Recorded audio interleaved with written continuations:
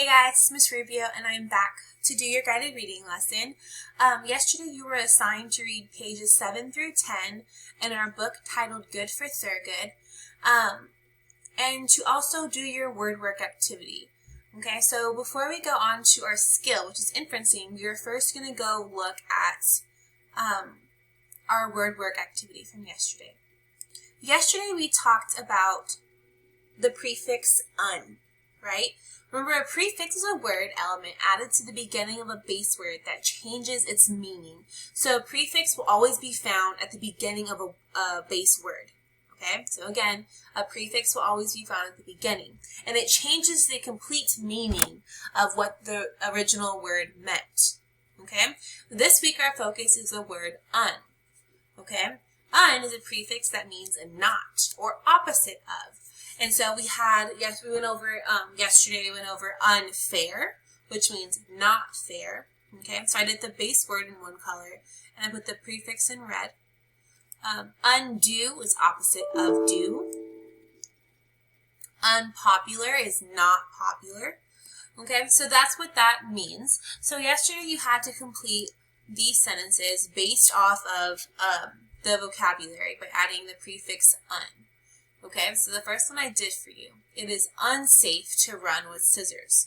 It is not safe to run with scissors. So that's correct. Okay, so I'm going to go and I'm going to type in the rest of these just to double check to see if you got them correct. Okay, so here we have unkind, which is not kind. Unchain, which means not opposite of chain. So she has to unchain the gate in the backyard. The teacher is unhappy when we don't do our homework. Mom went to unscrew the lid of the pickle jar. We are unafraid of the dog across the street. Okay, so that was your word work for yesterday. Now we're going to go into our skill for the day, which is how to make an inference. Okay, again, yesterday you were supposed to read pages 7 through 10, but actually our main focus today is going to be on the inside cover of our book. So let's take a look at that. So here we have the inside cover of our book, and I wanted to go back to it because I had this burning question when I first started reading, was that who is this the statue of? Or is this statue of Thurgood Marshall? And so it obviously doesn't tell us, it doesn't have a caption under this photograph. Remember, a caption tells us what the photograph is, what it represents, or what it's there for, what is happening in the picture or in the photograph. In this case, there is no caption. So the author is having us make an inference. But before we do, let's go over what an inference is. Okay, remember that an inference kind of goes, an inference is when an author leaves out those little details in their writing just to make their writing more exciting, so you can infer different meanings and different things. In order to make an inference, you have to have your text clues, so what the author tells you, so actual text evidence from the book. Then you have to use your schema, which is your background knowledge, what you already know, right? So things that you've experienced in your life. And then that will get you your inference or your conclusion. That's what you'll either infer or conclude. Okay? And then we did go over an example the other day about the story about Maria and why she doesn't want to go to the park. Okay? Remember, inferencing always takes place when the author leaves out those little details. Okay? So like for example, if I go back to our book here, the author left out the detail of putting in a caption to let us know who was in this statue. Okay, so what I'm going to do right now is I'm going to go into your activity that you're going to have for today that I've kind of already been doing with you this week, or I did one with you yesterday. Okay, and that is this right here. Okay, so we have our text plus our prior knowledge will get us our inference. Okay, so I put here at the question, is the statue on the inside cover Thurgood Marshall? Okay, so I have to have my text evidence, so I really have to go look. Okay, so if I go back and look at my book, okay, there is no text evidence under here, but there's text evidence throughout the entire book. Like for instance, We go right here in the very next page. What is this book mainly about? Well, I know that this book is mainly about Thurgood Marshall so far, about his life, right? When he was born, what he kind of experienced as a child, and then what he experienced as an adult. So it's kind of giving me his life story, right? And I also, when I was continuing to read, on page 10, I found out that he was actually a very, very great person, that he was a hero to most people. So I'm going to put that. I'm going to put that the book is mainly about, the whole book is about Thurgood. The whole book is about Thurgood. He was a hero, and the building behind the statue has Thurgood's name on it. So if you look closely here, let's go back.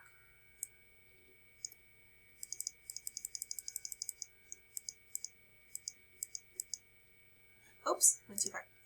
On the back of the statues, you can kind of see it says Thur, and then it has a G. So for me, it kind of looks like it might want to say Thurgood. And then on top of here, it says equal justice. So I know that's what Thurgood Marshall stood for. So again, this is my inferencing. This is my text clues that I'm pulling from the book. Okay? So I did that. Now, my prior knowledge about statues. Now, I actually don't know too much about statues, but something I do know about statues is that people make statues to honor important people. So people make statues to honor important people. So I know that we don't just put a statue up of random people, right? Like, they're not going to put a statue up of, Miss Rubio randomly at the school if I haven't done anything honorable, right? If I haven't done anything to make people remember who I am. So that's something I'm using my prior knowledge, my background knowledge. That's what I know that they make statues of, people who make a difference in the world. Okay? So then my inference, what I can infer about that is, I'm answering my question, is the statue on the inside cover is there to honor Thurgood Marshall. And so that's my inference that I am using. So I use the text clues, that the whole entire book, they told me all these great things about Thurgood Marshall. They didn't say any bad things, besides that he was kind of silly in high school, right? But other than that, he stood up for what he believed in. Okay, so that would be my text clues, and then what I knew about statues, and then now my inference, the statue on the inside of the cover is to honor Thurgood Marshall. Okay. Today your assignment is going to be to read page 11, 12, 13, and 14. Oh, and 15.